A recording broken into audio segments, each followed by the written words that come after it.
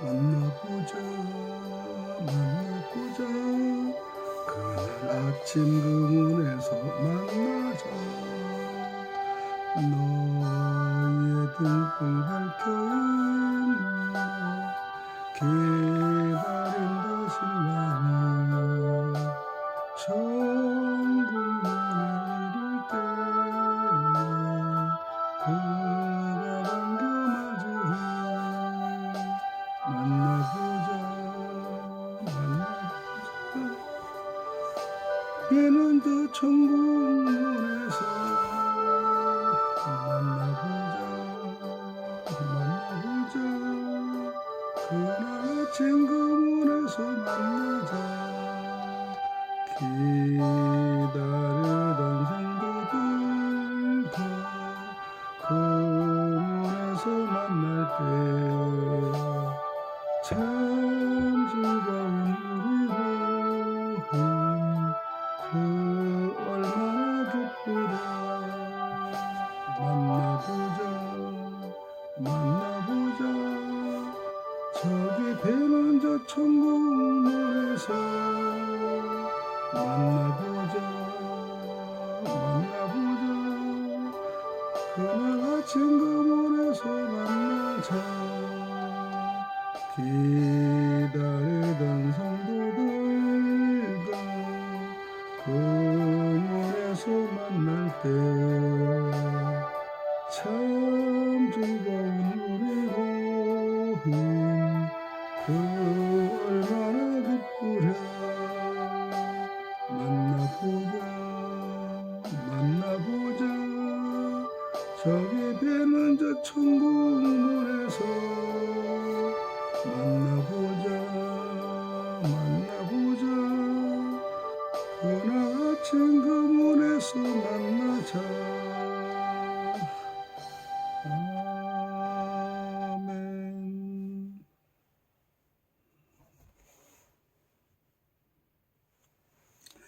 오늘 시편 57편 1절에서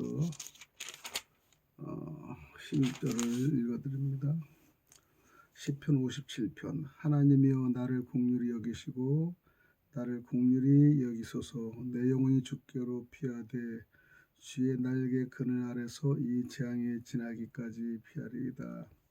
내가 지극히 높으신 하나님께 부르짖으며 곧 나를 위하여 모든 걸 이루시는 하나님께 보다 저가 하늘에서 보내사 나를 삼키려는 자의 비방에서 나를 구원하실지라. 하나님이 그 인자와 진리를 보내시리로다. 내 혼이 사자 중에 처하여 내가 불사르는 자 중에 누웠으니 곧 인생 중에라.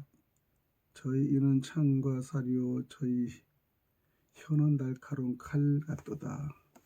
하나님이여 주는 하늘 위에 높이 풀리시며 주의 영광은 온 세계 위에 높아지기를 원하나이다. 저희가 내 걸음을 장애하려고 그들을 예비하였으니 내 영혼이 억울하도다.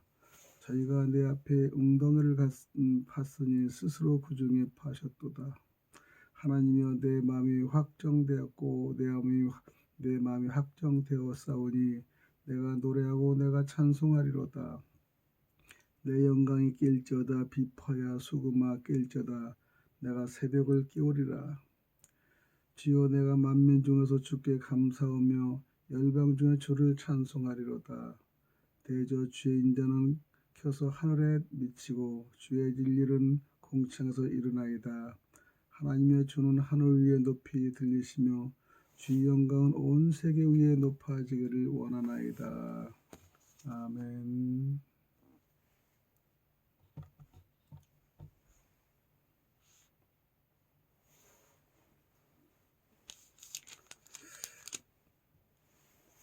대림전 어제가 첫 번째 주일입니다. 오늘도 새벽 미명에 만날 수 있는 여러분께 감사드립니다. 기도드립니다. 참으로 하나님 나를 불쌍히 여겨 주시옵소서.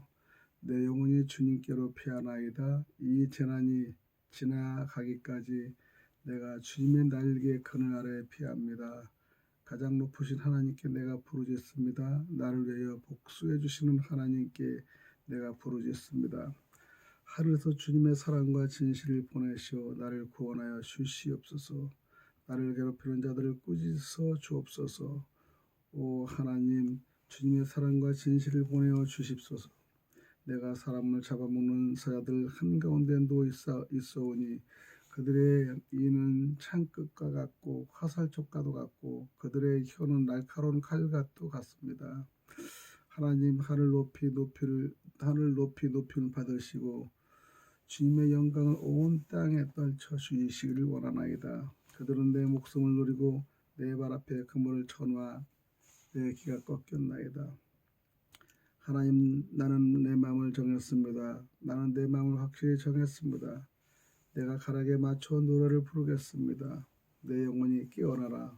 검은고야 수금아 깨어나라. 내가 새벽을 깨우린다. 주님, 내가 만민 가운데서 주님께 감사를 드리며 뭇나라 가운데서 노래를 불러 주님을 찬양하렵니다. 주님의 한결같은 그 사랑 너무 높아서 하늘에 이르고 주님의 진실하신 구름에까지 닿습니다. 하나님, 주님은 하늘 높이 높임을 받으시고 주님의 영광은 온 땅에 펼치시옵소서. 주님의 은총과 평화가 우리 가운데 임하시기를 빕니다. 대림전 첫 주일 오늘 촛불 하나를 밝힙니다. 우리 마음에 깃든 어둠, 우리 사회에 깃든 어둠이 조금씩 물러가기를 소망합니다. 등불 하나를 밝히면은 천년의 어둠이 스며진다는 말을 믿고 싶습니다. 어둠은 빛을 이기지 못합니다. 힘들고 난감한 세월이지만 우리가 빛의 노래를 그칠 수 없는 것은 바로 그 때문이기 때문입니다. 태어나서 죽을 때까지 인생은 기다림의 연속입니다. 설렘으로 기다리는 이들이 있고 두려워 떨며 기다리는 사람들도 있습니다. 무언가를 혹은 누군가를 기다리는 사람은 아직도 오지 않은 미래를 앞당겨서 삽니다. 아무것도 기다리지 않는 사람은 목석과 다를 바 없습니다. 자기 마음을 무로 만든 이들은 기다림이 부질 없다고 말할지도 모르겠습니다. 그러자 우리는 유정한 사람인지라 좋은 날이 속히 다가오기를 학수 기대합니다. 코로나19 시대를 사는 우리는 백신과 치료제가 속히 나오기를 고대하겠죠. 그때 비로소 일상이 회복될 수 있다고 생각하기 때문입니다. 전 세계인들이 백신과 치료제에 대해 이렇듯 깊은 관심을 가진 적이 있을까 싶습니다. 그만큼 상황이 매우 어렵다는 증거입니다. 지금은 가장 엄중한 시기지만 그 고통의 시간을 잘 견뎌야 합니다. 시인 김수영 씨는 풀이라는 시에서 비를 몰아오는 동풍에 나부껴 눕는 풀을 노래했습니다. 풀이 눕는다. 바람보다도 더 빨리 눕는다. 바람보다 더 빨리 울고 바람보다 먼저 일어난다. 버티는 것만이 능사가 아닙니다. 바람이 불면 누워 바람을 피해야 하고 힘들어 울기도 하지만 바람이 잦아들면 툭툭 털고 일어나 허리를 세우면 됩니다. 우리가 이 중요한 기다림의 절기의 예배를 비대면으로 전환한 것도 같은 이유입니다. 바벨론의 포로로 잡혀갔던 다니엘이 예루살렘을 향해 난 창문 앞에 엎드려 하루에 3번씩 기도했던 것처럼 오늘 우리가 드리는 예배가 더욱 경건하고 정성스럽기를 간절히 바랍니다. 날씨가 추워진 뒤에야 시편 57편을 편집한 이 기자는 이 시편 노래를 지휘자를 따라 알다스렛에 맞춰 부르는 노래라고 소개하고 있습니다. 알다스렛은 파괴하지 말아라 라는 뜻인데 그 음조가 어떤 것인지 짐작하기 어렵지만 절박하고 진실하게 부르라는 뜻임은 헤아릴 수 있습니다. 이 시는 5절과 11절에 나오는 동일한 후렴구, 즉 주님의 영광을 기원하는 내용으로 마치는 두 시가 결합적으로 보입니다. 1절부터 4절까지는 도움을 청하는 절박한 기도요, 6절은 원수의 멸망에 대한 확신의 기도입니다. 7절부터 10절까지는 믿음 안에서 승리한 사람의 찬양입니다. 시는 절박한 청원으로 시작됩니다. 참으로 하나님, 나를 불쌍히 여겨 주시옵소서. 불쌍히 여겨 주시옵소서. 내 영혼이 주님께로 피합니다. 이 재난이 지나가기까지 내가 주님의 날개 그늘 아래에 피하길 원합니다. 불쌍히 여겨 주십소라는 구절과 피합니다라는 것은 구절이 반복되고 있는데 그만큼 절박함을 알 수 있습니다. 하나님께 부르짖는 사람은 그것 외에는 할 수 있는 일이 없기 때문에 부르짖습니다. 다른 가능성이 다 막힌 상태에서 터져나온 외침이죠. 여기서 하나님은 엘로힘의 번역입니다. 엘로힘이라는 것은 하나님 이름은 대개 인간의 현실을 무한히 뛰어넘는 초월적인 하나님을 나타낼 때 사용합니다. 2절에 나오는 가장 높으신 하나님 엘로힘, 그도 마찬가지입니다. 시인은 하나님께서 개입하셔야만이 곤경에서 벗어날 수 있음을 고백하고 있습니다. 재난이 지나가기까지라는 구절은 총의 출애굽기 전야를 떠오르게 합니다. 죽음의 천사가 애굽 온 땅을 힘들 때 이스라엘 백성들은 오히려 보호를 받았습니다. 주님의 날개가 그들을 감싸 주었기 때문입니다. 시인은 그 광경을 머리에 그리며 주의 날개 그늘 아래로 피하고 있습니다. 시인은 어떤 상황에서 처한 것일까요? 내가 사람을 잡아먹는 사자들 한가운데 누워있다 보니 그들의 이는 창끝과 같고 화살촉과도 같고 그들의 혀는 날카로운 칼과 같았도다. 4절에 표기되어 있습니다.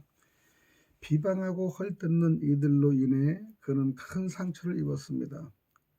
그들은 마치 패거리를 지어 사냥감을 공격하는 사자들 같았습니다. 무리를 움직이는 것은 맹목적인 징후일 때도 많습니다. 표적이 정해지면 사정없이 물어뜯습니다. 그들은 세상에 길들여지지 않는 사람들을 유독 미워합니다.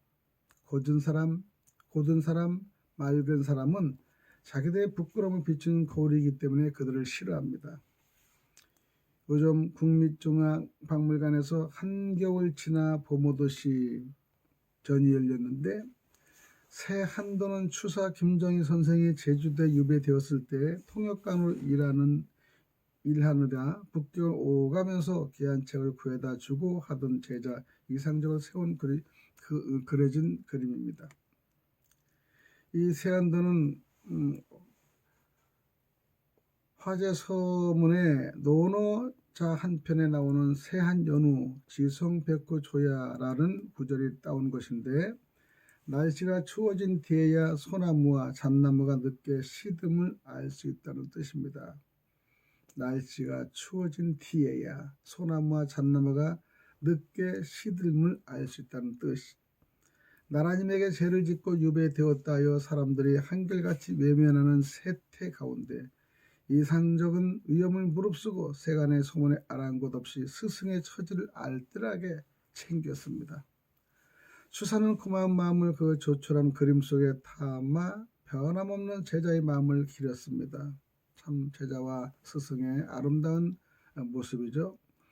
이 상적은 그 그림을 가지고 북경으로 가서 내놓으라 하는 문인들에게 보이며 감상을 써달라고 부탁했습니다. 그 가운데 반증이의 글귀가 마음을 울립니다. 김군은 해외에 영재 일찍이 훌륭한 명성을 들었네. 명성은 결국 손상을 입고 문득 세태의 그물에 걸렸네. 도도한 세태의 흐름 속에서 누가 선비의 청빈을 알겠는가? 참 의미 있는 시죠. 그의 글 일부에서는 추사에 대한 안타까운 이 짙게 배어있는 글입니다. 남들보다 뛰어난 이들은 늘 세태의 그물에 걸리게 마련입니다. 이기에 따라 이리저리 휘날리는 세태 가운데 자기 지조를 지키며 살기란 여간 어려운 것이 아닙니다. 신도 같은 처지였던 것 같습니다. 새벽을 깨우는 사람들, 아무리 당당한 사람이라 하여도 사방을 포위하듯 지어오는 세태 앞에서 흔들리지 않을 도리가 없습니다.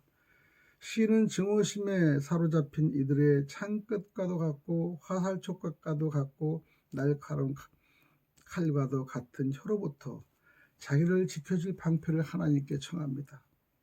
그것은 맞서 싸울 날카로운 무기가 아닙니다. 하늘에서 주님의 사랑과 진실을 보내시어 나를 구원하여 주소서. 오직 사랑의 구원을 요구합니다. 사랑은 언약의 바탕을 둔 사랑입니다. 결혼 서약은 가운데 슬플 때나 기쁠 때나 죽음이 그대들을 갈라놓을 때까지 사랑하겠습니까? 라고 묻는 경우가 있습니다. 예라고 대답하면 그 약속을 지키며 살아야 합니다. 하지만 우리는 그러지 못합니다. 하나님과 맺은 언약 역시 마찬가지입니다. 우리는 하나님과 맺은 언약에 충실하게 살지는 못하지만은 하나님은 그 언약에 충실하십니다. 그 사랑이 우리 삶의 주축돌입니다. 진실은 확고합니다. 진실함, 안정감, 지속성 등의 뜻을 내포하기도 합니다. 시인은 자칫하면 똑같은 증오의 늪에 빠져올 수 있는 자기 마음을 하나님의 사랑과 든든함에 붙들어 매려 합니다. 시인이 이처럼 자기 영혼을 사로잡았던 두려움과 절망감, 분노와 어둠에서 눈을 들어 하늘을 바라보자 돌은 그의 속에 빛이 스며들었습니다. 결국 함정을 파는 자들은 스스로 판 함정에 빠져들게 마련입니다. 자각에 찾아온 것이죠. 악인들은 결국 아침 햇살에 쓰러지는 안개와 같은 존재의 불가함을 깨닫자 그의 내면에 든든함이 찾아왔습니다. 그래서 그는 당당하게 말합니다. 하나님, 나는 내 마음을 확실히 정했습니다. 내가 가락에 맞춰 노래를 부르겠습니다. 내 영혼아 깨어나라. 거뭉포야 수금아 깨어나라. 내가 새벽을 깨우리라. 그런 마음을 확실히 정했다고 고백합니다. 마치 다니엘과 새 친구가 뜻을 정하고 살았듯이 그는 죽으나 사나 주님만 의지하고 살기를 작정합니다. 사도 바울 같은 고백을 했습니다. 사도 바울도 이 같은 고백을 했습니다. 나에게는 사는 것이 그리스도니 죽는 것도 유익합니다. 빌립보서 1장 21절의 말을 인용합니다. 폭우에 들어와 닻을 내린 배처럼 시인의 마음은 이제 흔들리지 않았습니다. 하나님의 마음은 조율되었기 때문입니다. 그는 이제 무기력하게 부르짖는 사람이 아니라 노래하는 사람입니다. 그는 자기 영혼을 깨웁니다. 악기를 연주하며 노래를 부릅니다. 여전히 어둠이 그를 괴롭히지만은 그는 더 이상 어둠에 몰린 사람이 아니라 새벽을 흔들어 깨우는 새벽의 사람입니다. 새벽은 어둠과 밝음의 시간입니다. 새벽은 하나님의 은총에 도래하는 시간입니다. 주님의 진노는 잠깐이요 그의 은총은 영원하니 밤새도록 눈물을 흘려도 새벽이 오면 기쁨이 넘친다. 시편 30편 5절에 귀한 말씀이 기록되어 있습니다. 그리하면 내 빛이 새벽 햇살처럼 비칠 것이며 내 상처가 빨리 나을 것이라. 내 의를 드러내실 분이 내 앞에 가실 것이며 주님의 영광이 내 뒤에서 호위될 것이다. 시편 58편 8절입니다. 믿음의 사람은 막연히 좋은 날을 기다리는 사람이 아니라 새벽을 깨우는 사람이어야만이 합니다. 세상아 어두우면 등불 하나 밝혀 어둠을 조금 내몰고 세상이 혼탁하면 밝은 정신으로 세상을 정확하게 해야 된다. 정화해야 한다. 혐오의 말들이 오기는 세상이지만은 따뜻한 말, 살리는 말, 복돋는 말을 해야 합니다. 우리의 무기는 사랑과 진실이기 때문입니다.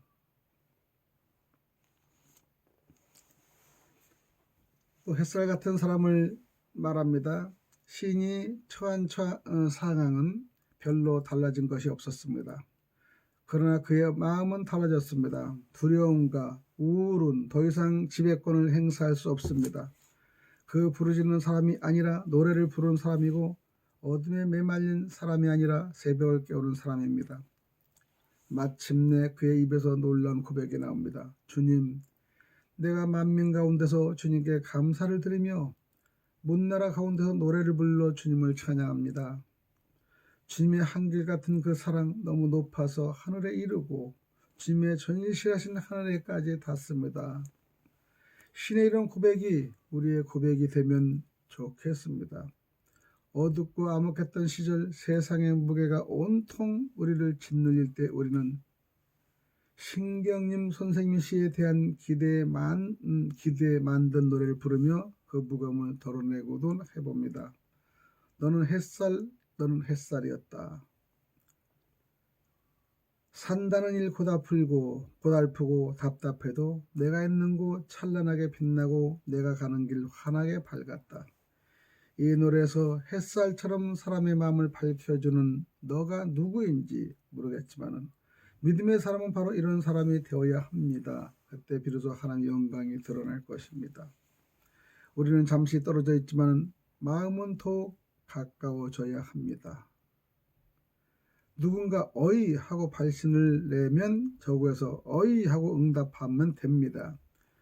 내가 홀로가 아니라는 사실을 알면 시편 어딘가에서 아름다운 세상을 만들기 위해 문투하는 동료가 있다는 사실을 알면 우리는 두려움과 외로움에서 벗어날 수 있습니다. 차가워지는 날씨 가운데 더욱 마음이 스산해지는 이들이 홀로가 아님을 느낄 수 있도록 세심하게 마음을 쓰면 감사하겠습니다. 짙은 어둠의 세월이지만 새벽을 깨우는 용기를 내십시오. 우리를 통해 이 땅에 오시려는 주님의 기꺼이 몸과 마음을 들이십시오. 주님이 우리 속에 오시는 순간 마치 보잘것없는 떨기나무가 빛나는 떨기나무로 변하는 것처럼 우리도 그렇게 변화해야 될 것입니다. 주님의 은총이 우리를 이끄시기를 간절히 축원드립니다. 기도합니다. 하나님 감사합니다. 오늘 새벽에 미명에 깨울 수 있는 하나님의 귀한 말씀을 시편의 말씀을 통하여 인용됐음을 너무나 감사하며 오늘도 살아계시 역사하시는 예수님 이름 받들어 간절히 기도드립나이다. 아멘. 마음의 주여 소망되소서 주 없이 모든 일 헛되어라 밤에나 낮에나 주님 생각 잘 때나 깰 때 함께 하소서 지혜의 주여 말씀으로서 언제나 내 안에 계시소서 주는 내 아버지 나는 아들 주 안에 내 반을 함께 하네 세상의 영광 나 안 보여도 언제나 주님은 나의 기요 주님만 내 맘에 계시오니 영원한 주님 참 귀하셔라 영원한 주님 내 승리의 주